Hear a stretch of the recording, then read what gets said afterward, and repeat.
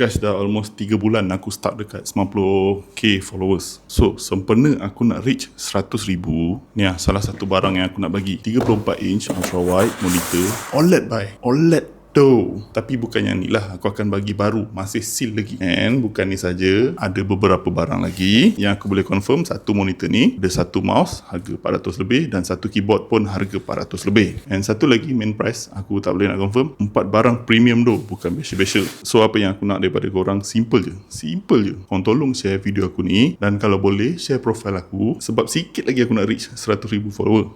Itu sajalah, bantu aku guys. And aku nak terima kasih lah pada yang dah join aku lama, yang support aku lama. Cuma bantu aku dari segi itulah, aku start lama dekat 90,000 followers. Aku tak boleh tengok benda ni, aku geram. Sekejap Bismillahirrahmanirrahim.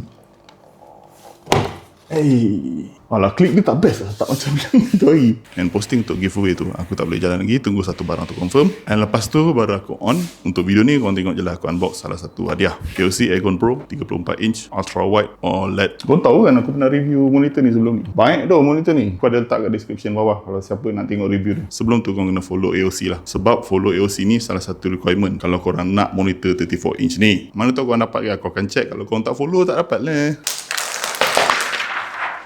Hoi, lagi cepat aku reach 100,000, lagi cepat aku bagi 4 hadiah ni tau. Aku tak suka minta-minta. Korang tengok video aku sebelum ni, mana ada aku suruh follow kan. So kali ni je guys, bantu aku sampai 100,000.